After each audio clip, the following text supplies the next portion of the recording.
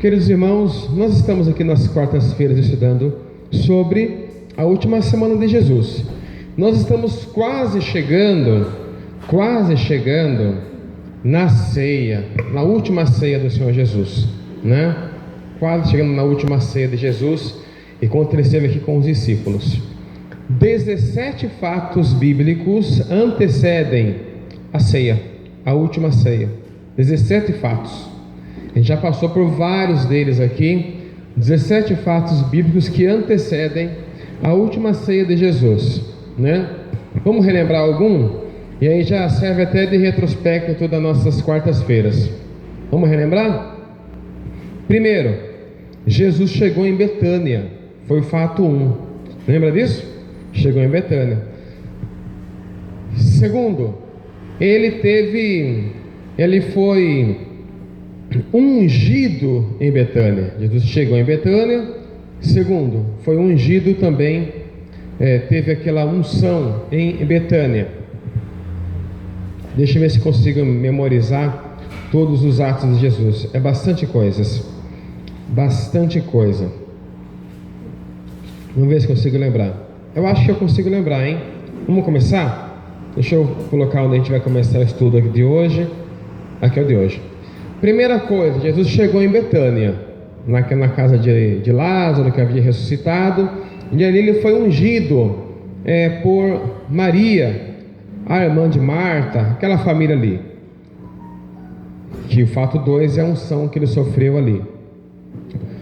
Fato 3 foi a entrada triunfal de Jesus em Jerusalém.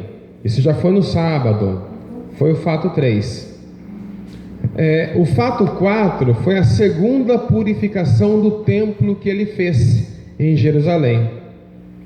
O fato 5, o 5 em inglês é 5, né? É o fi, escreve five. Lembra do fi de figueira? Foi o fato 5. Ele lançou aquela palavra de maldição contra a figueira. O fato 6, a figueira secou. O fato 7 é o número de Deus, da perfeição e tudo. No 7, Jesus foi questionado acerca da sua autoridade. Com que autoridade que o Senhor faz esses milagres aí? Foi o fato 7. No fato 8, teve 3 parábolas que ele contou. A parábola dos 2 filhos, a parábola dos lavradores maus e a parábola da festa, das bodas, da festa, que teve aquele convite lá para aquelas bodas e tudo mais. Isso foi o 8. No 9, ele teve aquele debate de 3 temas importantes daquela época. O primeiro foi acerca do tributo a César. O segundo foi sobre a ressurreição com os saduceus. E o terceiro foi sobre o principal dos mandamentos. Lembra da lista? 613 regras. Qual que era mais importante? Amar a Deus toda a sua força, todo o seu coração. Foi o 9. O 10º fato foi aquela palavra dura que ele lançou sobre os religiosos do seu tempo. Ai de ti, ai de vós, escribas e fariseus, e tal. Foram 7 ou 8 ais de Jesus para os fariseus naquela época. 11, estamos na sequência cronológica aqui. O 11, para não esquecer, 1 mais 1 é quanto? 2. As 2 moedinhas da viúva no templo, que ela lançou lá no gasofilácio. Esse foi o 11º ato, hein? 12º ato, uma revisão de aula aqui, né? O 2, não lembra o relógio que está marcando meia-noite? Já os últimos sinais, últimas coisas. Então, o 12º fato foi o sermão profético de Jesus, aquele sermão longo que ele entregou lá, lembra? Saindo do templo, diga-nos, Senhor, quando serão essas coisas, que sinais haverá da sua vinda e do fim do mundo? Foi o 12º. O 13, não lembra o azar? Estou ensinando você a memorizar as coisas também, né? Não lembra o azar? O 13, o 13º ato que antecedeu a última ceia de Jesus foi a combinação que Caifás, que os sacerdotes vão começar a fazer para organizar como iam pegar Jesus para prendê-lo. Esse é o 13º ato. O 14º ato, o que será que é? Jesus ainda em Betânia, ele vai ser ungido de novo, só que dessa vez na casa de Simão, que havia sido leproso, né? Para aquela mulher pecadora. A gente já vai comentar sobre isso. O pessoal confunde muito, pregadores confundem muito a unção da quarta-feira lá na casa de Simão, o que havia sido enfermo, que havia tido aquela enfermidade, lepra, tudo mais, com aquela de sexta-feira da Maria, a irmã de Lázaro. Tem nada a ver uma coisa com a outra. A de que vamos falar hoje, se der tempo, é aquela que antecedeu a quinta-feira, falta algumas horas para a sua crucificação. A gente vai falar sobre isso. Esse foi o 14º ato antes da última ceia de Jesus. O 15º, um tal de Judas, lembra dele? Judas Iscariotes, ele que aparece no 15º ato. O 16º ato é quando os gregos vão querer saber quem é que é Jesus. Foi o 16º ato. E o 17º é o desprezo dos judeus. Foi um resumo dos 17 atos que antecedem a última ceia de Jesus. Então, nós, na última quarta-feira passada, nós paramos aqui falando de bodes e ovelhas, né? Terminou até num clima meio tenso aqui, né? Saber se é bode, saber se é ovelha. A gente leu aqui a diferença dos dois tipos, né? E disse que quem vai fazer a separação é Jesus, viu? Não sou eu quem vou separar quem eu acho que é crente, quem eu acho que não é, quem eu acho que é santo. Não. Quem vai se separar é Jesus, no último dia. A gente não tem direito de assim, achar quem é que merece ser salvo ou não merece ser salvo. Esses dias, num debate com alguns teólogos, eles perguntavam assim: mas você teria coragem de pregar o evangelho para o Lula? E por que não? O que tem a ver uma coisa com a outra? Né? Mas eu votei no Bolsonaro, e daí? E daí? Né? Pregar o evangelho a quem? Ide para todo mundo e pregar o evangelho a quem? Toda criatura. Aí tem Bolsonaro, não tem como você partidarizar isso, né? É para todo mundo, né? Mas não interessa, não tem mais. É falar de Jesus para todo mundo. Não podemos, a gente quer essa distinção de quem a gente acha que merece ser salvo e quem a gente acha que não merece. Separar. Existe separação, diz a Bíblia, né? Dos bodes e das ovelhas. Mas quem vai fazer essa separação não sou eu, é o próprio Jesus, que é o dono da obra, né? Estávamos no Mateus 25, quando falávamos sobre isso, né? E daí Jesus, a partir do versículo 34, fala ali: o rei dirá aos que estiverem à sua direita. Olha lá, Mateus 25, versículos 34. Venham, benditos do meu Pai, recebam como herança o reino que lhes foi preparado desde a criação do mundo. Preste muita atenção agora, irmãos. Pois eu tive fome e vocês me deram de comer. Tive sede e vocês me deram de beber. Fui estrangeiro e vocês me acolheram. Olha que tema atual, né? A imigração, pessoas que saem, os exilados, saem de um país, vai para outros, refugiados. Jesus falou assim: Jesus já foi refugiado, né? A gente tem que ter empatia para esse povo, né? E eu fui um refugiado. Ele falou assim: eu era um estrangeiro, fui um estrangeiro e vocês me acolheram. Necessitei de roupas e vocês me vestiram. Estive enfermo e vocês cuidaram de mim. Estive preso e vocês me visitaram. Na hora que Jesus falou isso, os justos começaram a se lembrar, falando assim: ué, a gente andou com o Senhor aí, aprendemos tanto com o Senhor, ouvimos as suas parábolas, nós vimos as suas curas, nós vimos o Senhor fazer tanta coisa, mas a nossa memória ela é boa.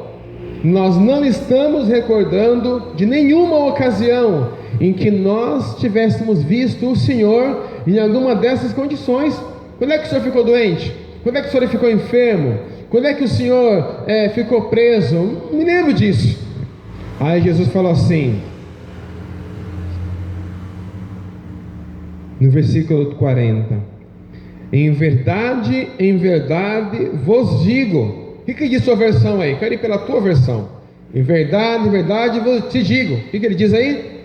E quando fizestes a um desses meus pequeninos, quando você fizer qualquer uma dessas coisas a um dos meus pequeninos, o que acontece? A mim fizestes. Irmãos, nós temos que aprender a tratar o próximo como uma imagem e semelhança de Jesus. Uma história que se conta de um menino que ele pegou um pacotinho de bolacha e ele saiu para passear numa praça, e ele falou assim: hoje eu quero ver Jesus, hoje eu quero ver Jesus. E chegou numa praça, tinha um ancião sentado ali e tudo. Aquele ancião pegou aquela criança, abriu um pacote de bolacha e começou a comer o pacote de bolacha, e começou a dividir a bolacha com aquele ancião que estava com ela naquela praça, né? E ali ficou conversando, aquela criancinha dividiu com aquele senhor a sua bolachinha e tudo, comeram juntos, ok. Quando ele voltou para casa, ele disse para os seus pais: hoje eu vi Jesus. E aquele senhor, quando ele voltou para casa, que ele estava com fome, não tinha que comer, e pôde comer aquela bolachinha com aquela criança, ele voltou para casa e disse também para a sua família: hoje eu vi Jesus. Então, a gente tem que tratar o próximo como ele sendo a imagem e semelhança de Jesus. Porque tudo, Jesus falou assim, não falou algumas coisas, só algumas coisas breves. Ele falou assim: tudo que você fizer a um desses meus pequeninos, está fazendo para mim. Quando eu falo mal de alguém, estou falando de Jesus.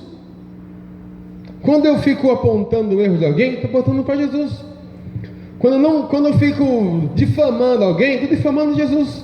Tudo que você fizer para um dos pequeninos, está fazendo para Jesus. Então, quando a gente faz o bem para alguém, vamos entender, estamos também fazendo para Jesus. Se a gente faz o bem para alguém e aquela pessoa de modo ingrato não reconhece, não fique ofendido. Não foi para ela que você fez, foi para Jesus, né? Foi para Jesus. Tudo que você fizer a um desses, está fazendo para mim. Veja Paulo, quando ele estava perseguindo a igreja, ele nem sabia que era Jesus. Para ele, Jesus era um revolucionário, igual qualquer outro de algum partido político da época, um rebelde, né? E perseguia os crentes. Só que aconteceu, quando se encontrou com Jesus em Damasco, Jesus olhou para ele e falou assim: Saulo, Saulo, por que me persegues? E Paulo nunca perseguiu Jesus, mas ele perseguia a igreja de Jesus.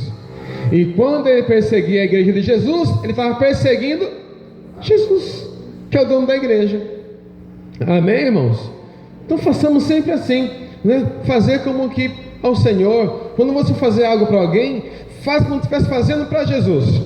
Eu vou fazer, mas não vou nem fazer pelo pastor, eu vou fazer por Jesus, pelo Jesus que ele está servindo. Eu faço por Jesus. Amém, irmãos? E não se ofenda também não. Se alguém fizer algo de ruim para você, mesma coisa, né? Se alguém faz algo que te desmotiva, que te joga para baixo, não fique triste. Não está fazendo para você, está fazendo para Jesus, para o Jesus que você serve. Uma vez a Miriam lá e o Arão começaram a se levantar contra o Moisés, irmão. Moisés era tão de boa, irmão, nem brigar sabia brigar. Ele já fala que Moisés, já convertido, né?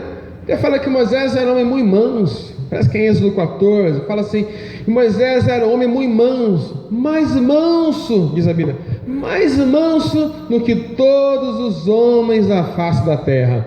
Pense num camarada gente boa. E quando Miriam começou a apontar o Moisés, o que Moisés fez? Nada. Diz a Bíblia que quando eles começaram a apontar o Moisés, diz a Bíblia, a ira do Senhor se acendeu contra Arão e Miriam. E falou assim: olha, por que vocês estão falando assim do meu servo Moisés? Moisés e eu somos assim, ó. Quando eu quero falar com vocês, Arão e Miriam, eu fico usando profetas, eu fico usando sonhos, fico usando visões. Não é assim com Moisés. Quando eu quero falar com Moisés, eu não uso profeta, eu mesmo falo com ele, boca a boca eu falo com Moisés. Então pense bem. Mas nós somos todos iguais. Quem disse para vocês que são todos iguais? Tem gente orando e tem gente que não está orando. Tem gente buscando a Deus com sinceridade e tem gente que não está sendo sincero. Então não são todos iguais. Há os verdadeiros e há os falsos. Com vocês eu falo com os profetas por aí, dou visão, dou soninho para vocês. Não é assim com Moisés. Quando eu quero falar com Moisés, a gente fala cara a cara. No tabernáculo de Moisés não tem a cortina, não. Só tem o santo do santo no tabernáculo dele. Não tem intermediário. Então aprendamos aqui, tratar o próximo como se ele fosse Jesus. Cuidado, hein? Jesus ali. Aí, quando alguém fala assim, o texto, né? Segui a paz com todos e a santificação, sem a qual ninguém verá o Senhor. E há as duas interpretações. Há uma interpretação que ele atribui assim: seguir a paz com todos, né? Que é a comunhão, e a santificação, sem a qual ninguém verá o Senhor refletido na sua vida. Amém? Também tem esse sentido. Então, irmãos, no capítulo agora no Mateus 26, a partir do versículo 1, começa a articulação para armar contra Jesus. 26, versículo 1. Tendo dito essas coisas, disse Jesus aos seus discípulos: como vocês sabem, estamos a 2 dias da Páscoa, que vai ser depois de amanhã, na quarta-feira. Na sexta-feira vai ser a Páscoa. Hoje é quarta e hoje no texto também é quarta-feira. E o Filho do Homem será entregue para ser crucificado. Então veja que Jesus a história está no controle de Deus. Deus não perdeu o controle da história. O momento é ruim, assim, tenso, o momento é traumático, o momento é triste, Jesus será traído, mas Deus não perdeu o controle da história. O ambiente não é favorável, falta apoio, falta pessoas que venham abraçar a causa, enfim, está tudo ao contrário, mas Deus não perdeu o controle da história. E glória a Deus por isso. Não importa a nossa situação, que seja, pode ser o pior momento possível, Deus não perde o controle da nossa história, da história da nossa vida. Nossa vida está nas mãos de Deus. Nada dá errado na mão de Deus, né? E se o vaso quebrar, pastor, na mão do oleiro, melhor coisa que faz. Que bom, que ótimo. Se o vaso quebrar na mão do oleiro, é o melhor lugar que tem para quebrar, está nas mãos do oleiro. O próprio oleiro já começa a fazer um vaso novo dos cacos que ficou daquele que se quebrou. Mas bom vai estar na mão do oleiro. Deus não perde o controle da história da nossa vida. Amém, igreja? O tempo todo Ele sabe tudo que vai acontecer. O Filho do Homem será entregue e crucificado. Ele sabe até o modo como ele vai morrer, que é crucificado, que é uma das piores mortes que tem para se morrer naquela época. Os romanos já tinham sentenciado à morte pelo menos 10.000 condenados à morte, já nessa época aqui. Então Jesus morrendo na cruz era mais um. entendeu? Ele carregando a cruz, atravessando ali indo em direção ao Gólgota, socialmente falando, era mais um, tem 10 mil, mais um que está morrendo aqui, né? Então era normal, era uma morte comum naquela época, que não foi invenção dos romanos. Eu disse isso para os irmãos, tem pregador que não sabe disso. A morte de crucificação não foi invenção dos romanos, foi invenção de um povo, foi invenção dos etruscos, que era um povo que vivia a região da Itália antes dos romanos, né? Tem uma história cultural bem interessante do povo dos etruscos. Eu vi um documentário sobre isso, irmão Júnior. É interessante. Eles tinham até mesmo, Manduce, uma admiração pela morte. Diz que os sepulcros onde eram sepultados os etruscos, diz que eles tinham tanto fascínio pela morte que era bonito. Eles tinham uma imagem bela da morte, que diz que os sepulcros onde eram sepultados, que tinha até suítes, parecia casas, coisa assim, incomum, algo lindo que eles tinham viam a morte como algo bom. Isso é cultural também, né? No Brasil, há regiões do mundo que quando uma pessoa morre, as pessoas se alegram e fazem festa. E quando nasce, parece que na Indonésia é assim. E quando nasce, eles choram de tristeza. É cultural também, né? Que eles falam que se a pessoa nasceu, o mundo é muito triste, vai ter sofrimento. Então quando nasce alguém, você chora de tristeza. E quando a pessoa morre, como eles creem na reencarnação, vai para uma vida melhor, então eles fazem festa quando a pessoa morre. É cultural, muda a visão deles sobre o nascimento e a morte. Os etruscos eram assim.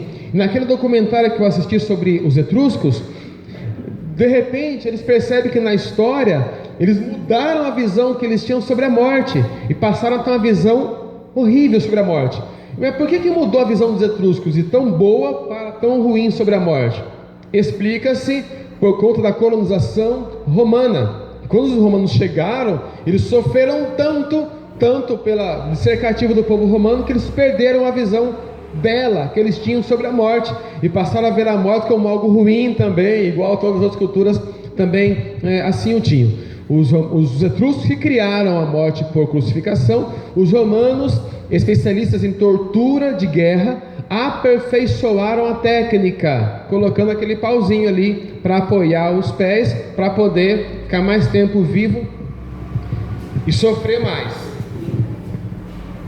Então Jesus sabe que ele vai morrer por crucificação, que era uma morte pior que tinha, além do que também uma morte maldita. Uma morte maldita. Pessoa que morresse crucificado era considerado maldito. A Bíblia fala maldito. Todo aquele que morrer como Júnior, que morrer pendurado no madeiro. Então morrer pendurado era uma morte de maldição. Isso é para isso que servia. Era uma morte humilhante. Jesus foi crucificado despido. Era uma humilhação divina, uma humilhação humana também, né? E uma humilhação social. Então era uma morte para humilhar. Então vocês vejam o que é a cruz, a morte horrível, tortura, tudo mais. Veja que interessante, símbolo de maldição para o mundo. E de um tempo para cá, as religiões adotaram a cruz como um símbolo da fé, né? Você vê que a cruz, ela entrou nos templos cristãos, seja evangélico ou não, entrou lá a cruz. Em muitos lugares você vê a cruz, né? O que era uma maldição, né? Então você vê que muitas igrejas evangélicas, até neopentecostais, adotaram a cruz como um símbolo de algo bom. Então o que era maldição inverteu. Então Deus pegou a maior maldição da história, Deus pegou a pior maldição da história, aquilo que era símbolo da pior maldição humana, Deus transformou a pior maldição em uma coisa boa, abençoadora. Como que Deus faz, né? Pega o mal e transforma em bom. Ele transformou a cruz em bênção. Aquilo que era símbolo de morte, ele fez com que passasse a representar a vida. Então, se Deus transformou uma maldição como a cruz em bênção, Ele pode transformar a minha necessidade em um motivo para eu louvar o nome dele também. Porque nenhuma situação ruim que eu passar vai ser maior do que a cruz. Por mais que eu sofra aqui, nada será pior do que o que Jesus passou na cruz. Então, se Deus transformou a maldição da cruz em bênção, louvemos a Deus nessa noite. Ele pode transformar o nosso problema em bênçãos também. Que o pior ele fez, né? O pior ele fez. O nosso problema perto da cruz é muito pequeno, pequenininho demais, né? Então, que bom saber que ele estava.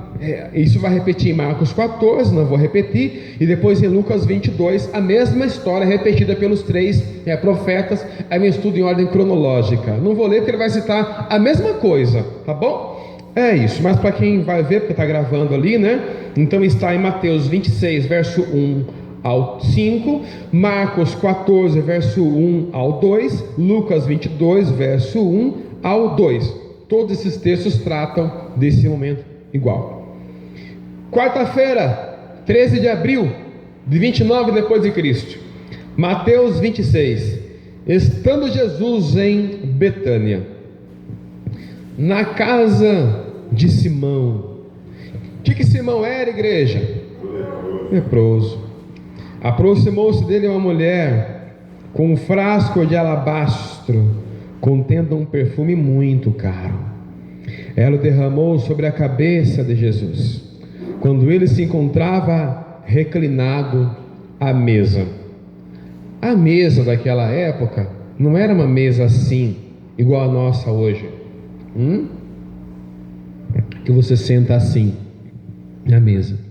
Na mesa naquela época, quando a gente sentava para jantar ou ter uma refeição, você ficava quase que deitado.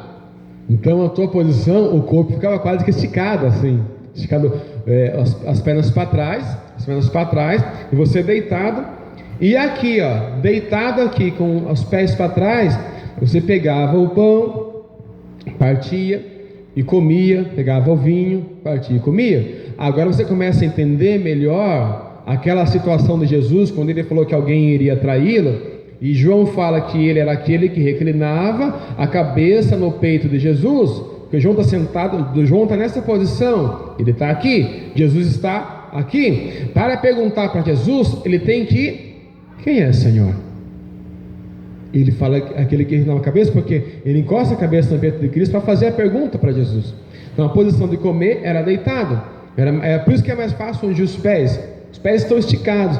É uma posição adequada para se comer. Não sei se eles comem assim ainda hoje, não sei, eu não tenho essa informação cultural, mas na época era assim, o corpo quase que deitado mesmo. E a gente aprende que comer deitado faz mal, né? É assim que a nossa mãe fala, né? Tá chegando o dia das mães, né? Senta para comer, menino. Deitado, quem nunca, né? Deitado no sofá, aquele prato assim, né? Comendo deitado, e ele já comia. Fala, agora o jovem já podia falar: eu estou comendo igual Jesus, meu negócio é com Jesus. Eu como deitado, né? E Simão, o leproso, né? Interessante, irmãos. Olha só, Simão, o leproso, a mulher, ela era uma prostituta, né? Enfim. Eu aprendi muita coisa aqui, irmão, perto de Jesus, irmão. Cada um tem um defeito, irmão. Ninguém é perfeito perto de Jesus, irmão. Um é leproso, a outra era prostituta, o outro era religioso. Perfeito perto de Jesus, irmão, só Jesus mesmo. Mas cada um tem um problema para resolver ali, né? Não tem ninguém perfeito, né? Diz uma história que foram os três irmãos para orar no monte. Os três foram orar no monte lá, e depois acabou a oração, um começou a conversar com o outro, falou: rapaz, vamos conversar, vamos desabafar, vamos trocar uma ideia aqui e tudo mais, vamos conversar, vamos confessar, cada um confessar o seu pecado, e aí já ajuda o outro em oração aqui, para ver que oram pelo outro e tal. Aí tá bom, os três combinaram lá, daí o primeiro ia confessar o que era o ponto fraco dele. Primeiro falou assim: rapaz, eu quero confessar aqui para vocês, meus companheiros de oração, que o meu pecado é mulher. Rapaz, não tem jeito, eu não posso ver uma mulher que eu já fico pensando besteira e tal, e aquela coisa toda. Então vocês, por favor, a gente, depois que vocês conversarem de vocês também, vocês também orem por mim. Ah, não, amém, companheiro, vamos orar por você sim, Deus vai te dar graça e tal. Mas agora conto de vocês também. O meu pecado é dinheiro. Ih, rapaz, não posso ver um dinheiro fácil, que eu já quero superfaturar, já quero ganhar alguma coisa em cima, eu já desvio alguma coisa, meu ponto fraco é dinheiro. E tal, esse é meu ponto fraco. Puxa, mas vamos orar por isso aí então, beleza. Vai faltar o terceiro confessar o dele, irmão. Não, mas agora falta você confessar o seu. Não, o meu pecado é que eu sou fofoqueiro, e tudo que eu ouço eu conto para todo mundo. Aí os dois falam, então vamos orar por você primeiro. Cada um tem um defeito, irmão. Não tem ninguém perfeito. Eu tenho os meus, você tem os seus, todos nós. Mas todos nós olhando para Jesus, que é o perfeito. Amém? Então tá lá Simão, o leproso, a mulher e tudo. E tem um sentido legal aqui.